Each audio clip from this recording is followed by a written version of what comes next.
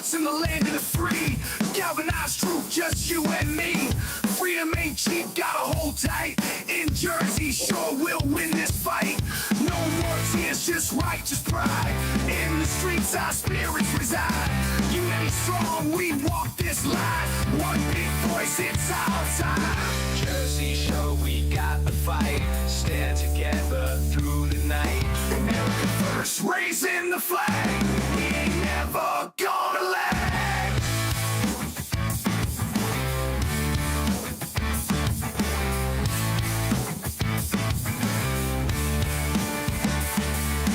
No more tears, just righteous pride. In the streets, our spirits reside. Unity strong, we walk this line. One big voice, it's our time.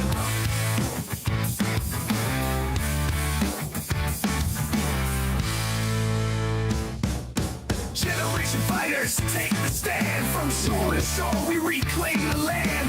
Grit and glory in every strand. In Jersey Shore, we make our stand.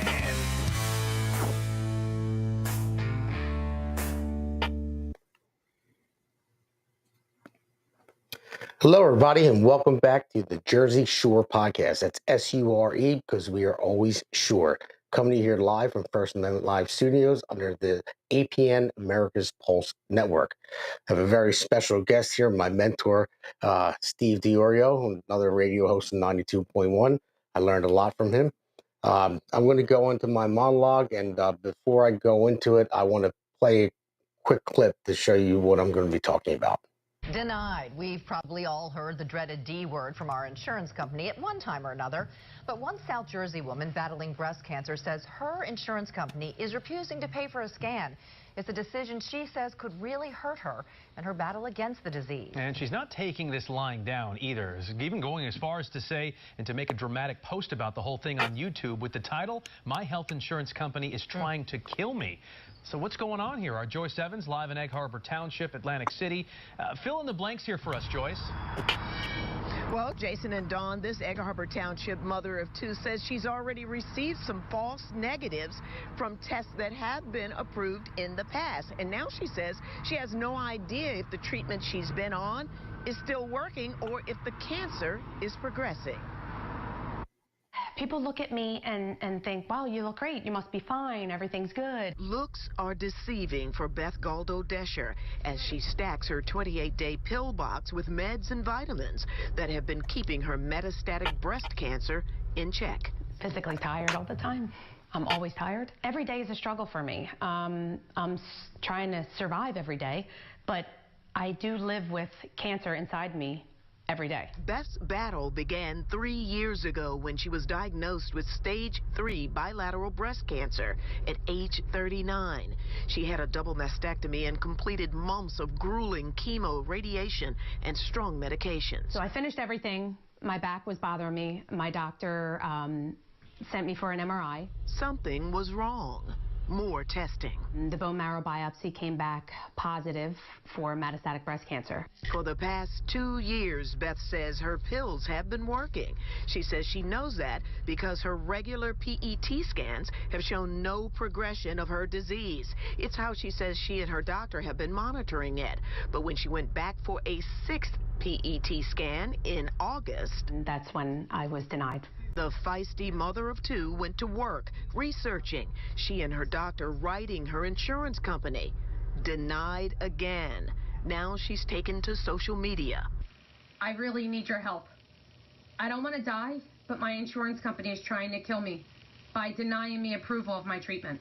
Beth now feels her battle is bigger as she fights for her 3rd and final appeal to get the test. To be the voice for other metastatic patients and just patients in general who, just accept the fact when they're denied and just say, oh, okay, it's not okay. No, I'm not done. I'm going to get what I need one way or another. That's just how I am, and I won't stop. Well, Independent Blue Cross gave us a statement that reads in part, quote, the medical policies used in reviewing Ms. Galdo Descher's request for a PET scan are based on guidelines from accredited cancer organizations and national standards of care, which do not recommend a PET scan in this case. It goes on to say, we strongly encourage Ms. Galdo Descher to request the next level of review, and that review, we're told, will be conducted by an outside breast cancer specialist, a third party that has no connection at all with the insurance company. Dawn and Jason. It really is the fight of that woman's life. So now I want to explain to you why I played that video. That's my sister there. And, and the reason why I wanted to bring it up today, because something very special happened. Something very special happened because of my friend Steve here. It's something he introduced me to. But I just want to tell you about, there's always a journey, a path that God puts in front of you. And like I always tell you, you don't have to believe in God, but you can just believe in there's something, a higher power.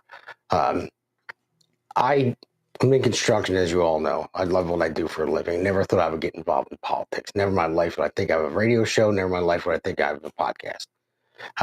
But when I had my children, and I seen things were going south in the state, in this country, I took a leap and I ran for Congress. And in running for Congress, I met a lot of great people. Steve is one of them.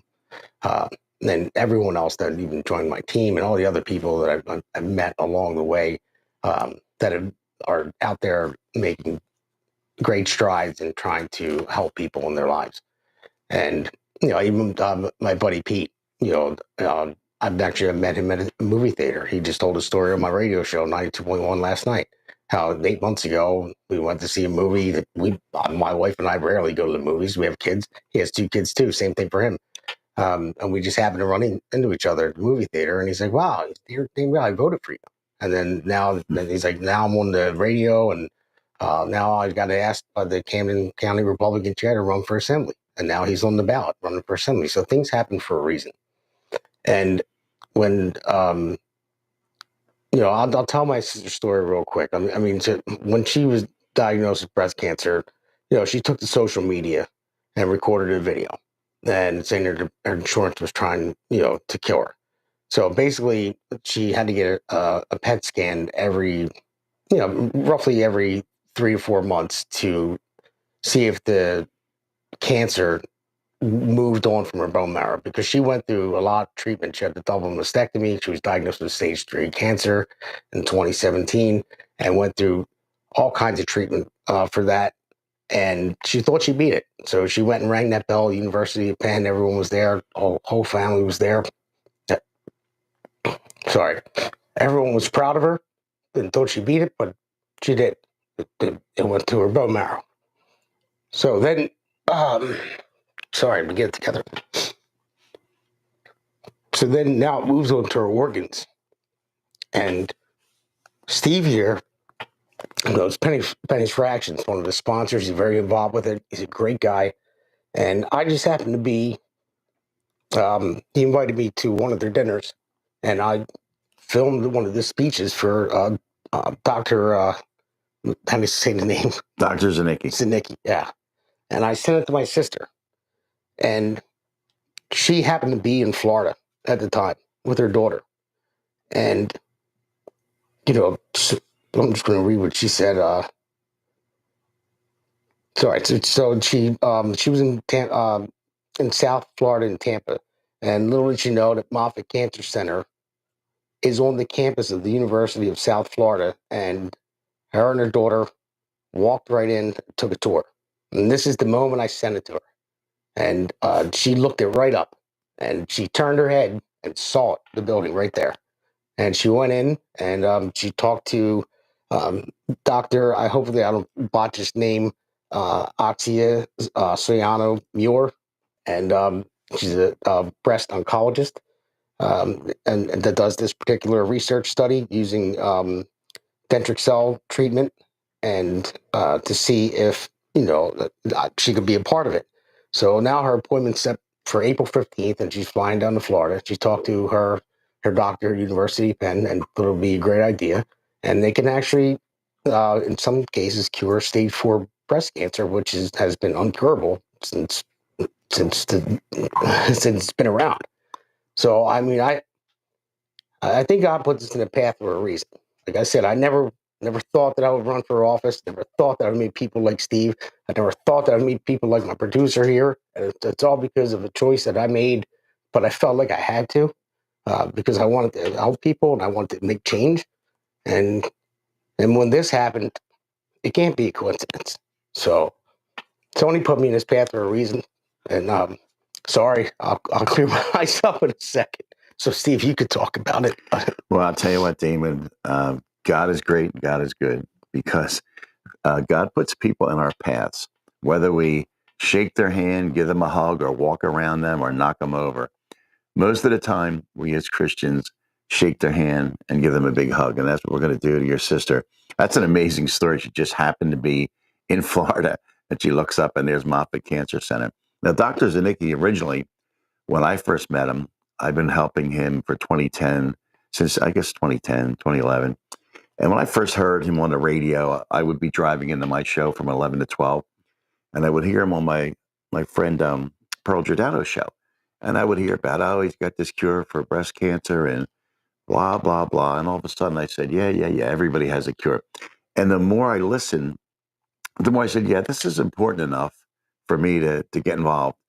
So I actually met some of his patients who they said with this immunorestoration therapy, their hair got thicker, their skin got clearer, and the tumors actually they just shrank into oblivion. And it was amazing. So what I said, I need to go deep further and I need to raise money.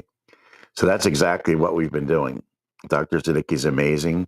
And he also is working with Dr. Koski. He's from Ohio State. And what I've seen in the last, let's just say 3 years. And now, Damon, you were at our event, I believe in Westchester. Yes. And then you attended the event in Vineland. Mm-hmm.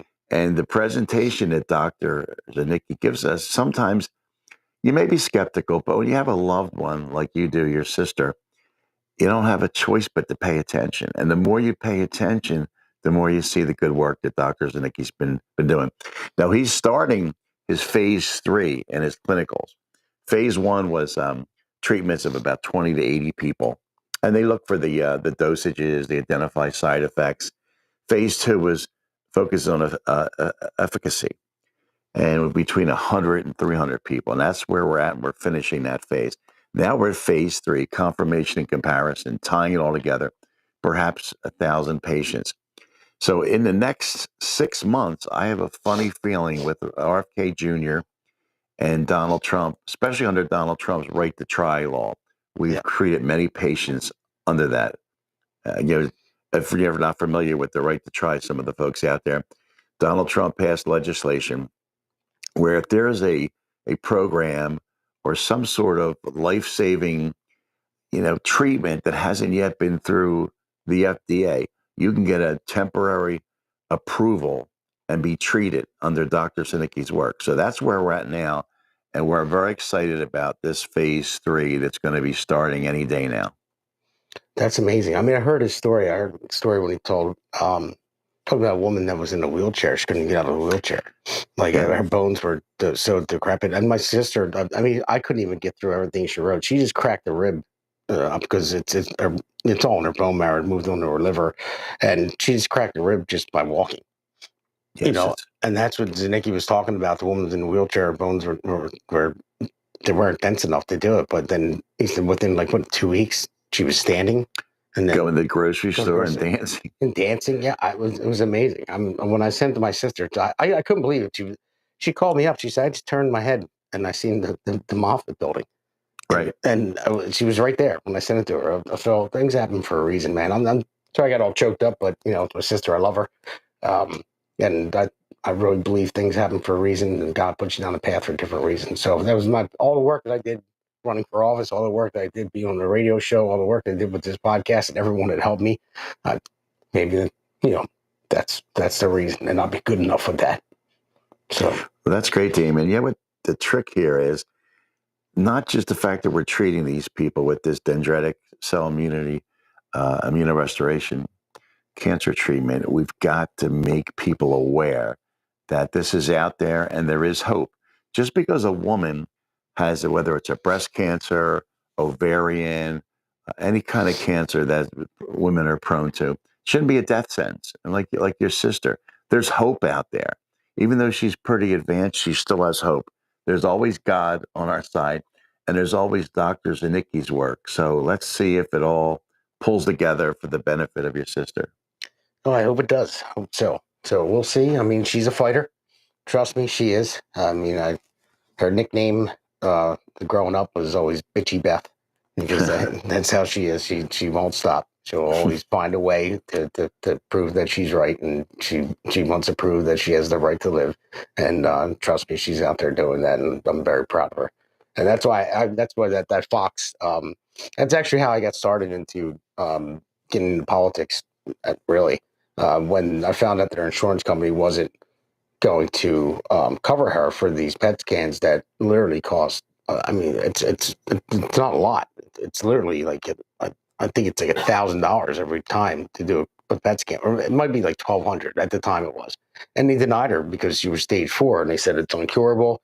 But she needed to have those PET scans because of the certain medication that she was on. She wrote in here, and for me to find it, I'm sorry, Beth. I'll inform everybody else later, but or they can contact you, and you can give them all the information. But it only worked for like 7. It worked for her for the average life was like 23 months or something, and the PET scans, to keep it into her bone marrow, not let it move to her organs. So averagely, it's like 23 months until it moves to your organs. It worked for her for a lot longer. But the PET scans, as soon as they see it move into an organ, then they switch your medication immediately, and it'll use a different type to help fight your cancer. But they were denying her because they said she was terminal. And so she put the Facebook video, the YouTube video out there, and I, started contacting every news agency that would listen. And Fox 29 from Philadelphia picked it up, and they went to her house and did that story on her. And then the insurance company turned around the second, and they were like, "Oh no, we're going to cover it."